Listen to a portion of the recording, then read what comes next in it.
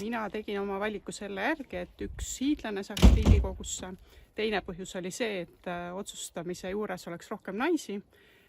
Ja kolmas põhjus oli maailmavaateline põhjus ja neljas põhjus oli see, et tunnen Reilit juba 15 aastat ja tean, et ta on sihikindel ja viib teostatud asjad lõpule ja on alati oma valikutes näoga inimeste poole. Üks ja sama. Üks ja sama inimene? No mitte inimene, aga...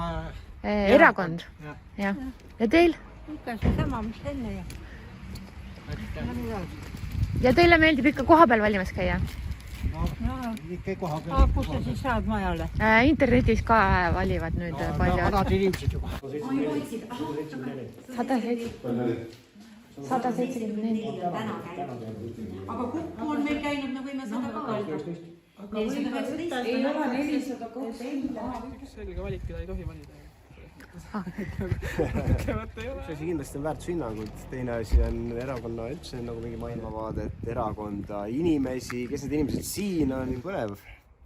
Põnev õhtu tuleb täna, on ju? Täna tuleb põnev õhtu ja siis ei ole ka veel kõik läbi, siis on nagu juba see küsimus, et kuidas läbirääkimised lähevad ja kes koalisjoon. Ma ei tea, kas siis on suurem valimisaktiivsus nüüd? Nii.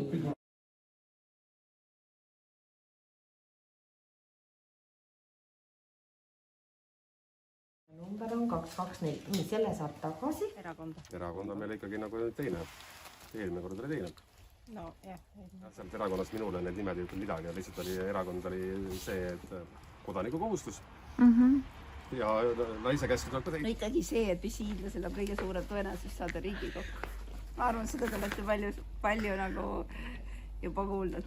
Huvitav, et Postimehe ja ERR-i valimiskompassid on ühe kompassiga selgus Postimehe omaga, et ma võiksin moodustada IRR-i, EKRE ja EKRE-ike valitsuse ja teisega selgus, et see oleks südamelähedasem variant, mis nagu ma tegelikult valiks. Väga kerge oli, sest väga tore inimene oli. Huvitav saavad olema. Päev on läinud väga hästi, valimisaktiivsus on üllatavalt suur, väga tublid kodanikud on meil käivad hääletamas.